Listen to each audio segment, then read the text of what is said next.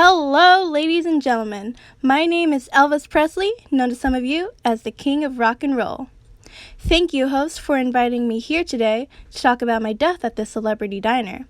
But before we get into this lovely, lovely death, listen to the fall of the King of Rock.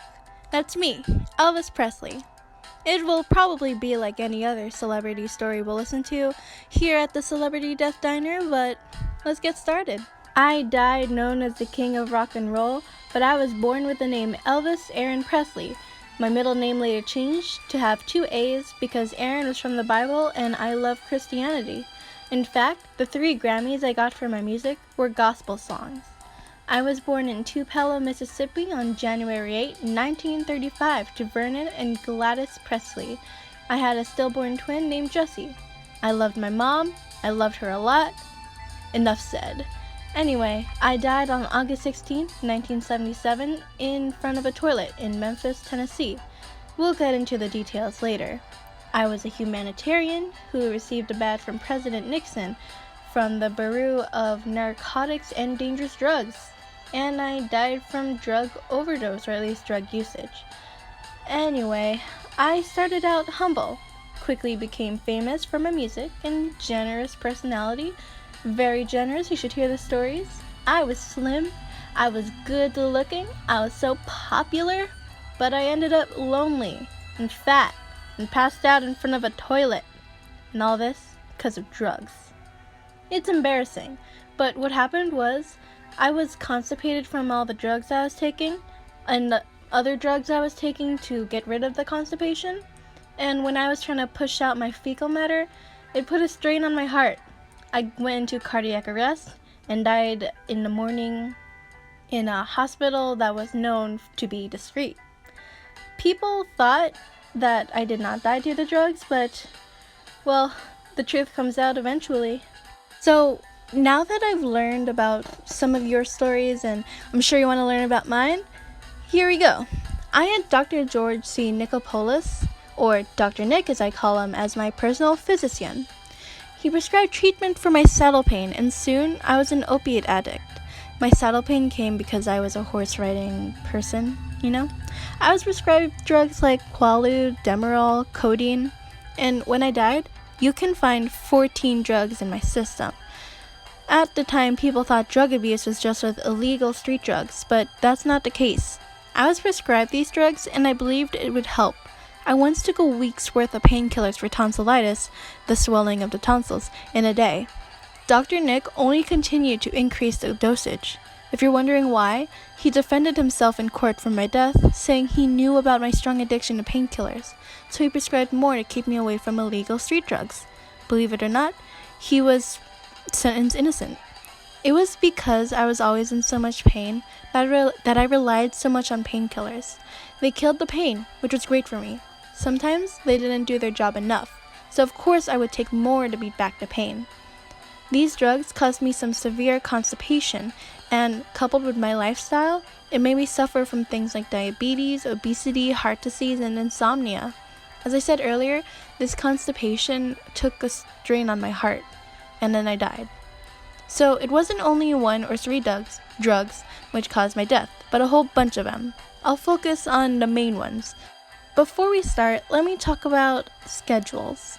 So these drugs are divided into schedules, and the ones I'll be talking about are only Schedule 1, 2, and 4.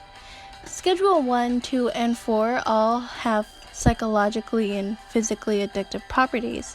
Schedule 1 can cause depression, have withdrawal symptoms like convulsions, death, unpredictable behavior, and hallucinogens. Schedule 2 can have withdrawal symptoms like convulsions, respiratory failure, and possibly death. And Schedule 4 can have some withdrawal symptoms like drowsiness, tremors, abdominal and muscle cramps, insomnia, anxiety, convulsions, and also possibly death. Now, the first drug, methaqualone, is also Quaaludes, at least that's the brand name. It's now not a brand, and it was marketed as non-addictive version of barbiturates, though it was still having high rates of abuse. It is characterized as sedative hypnotic and is a Schedule 1.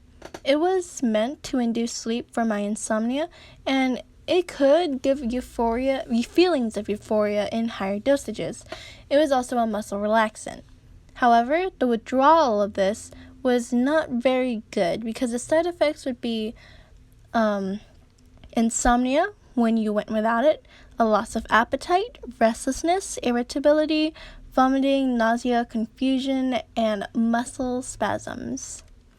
Now the next drug, Maparidine, it was under the brand name Demerol, and it is a synthetic narcotic pain reliever. It was Schedule 2. It can be taken as both an oral tablet or an liquid injection. Some side effects were that it was a painkiller, a risk of seizure, lots of abuse potential, and it was popular for pain relief, but there was a big chance of abuse as well as a risk of seizure. The next one, Hydromorphone, which is actually very similar to morphine. It is a opioid and semi-synthetic morphine-derived opioid. It can be taken as an oral tablet or an injectable solution, and it is used to treat severe pain. Some side effects are headaches, insomnia, dry mouth, and muscle and joint pain. You can probably find this under the brand of Dilaudid or Palidone. I really don't know how to pronounce that. Next drug we have is Diazepam, and it is known under Diastat Acudile, Diazepam Intensol, and most popular Valium. It is a benzodiazepine in that category. I can't pronounce that either, and is a Schedule 4.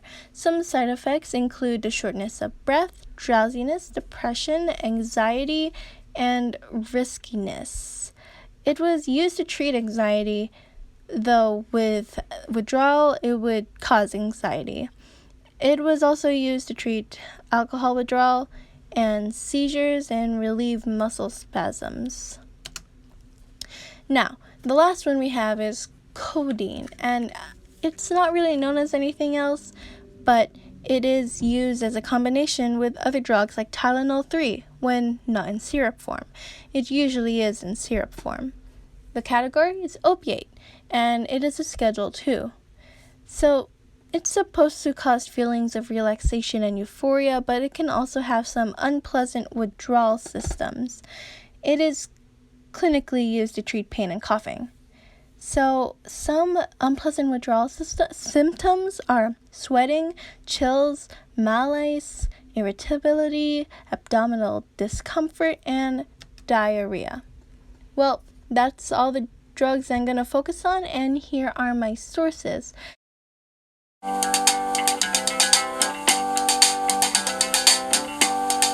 caught in a trap. I can't walk out because I love you too much, baby.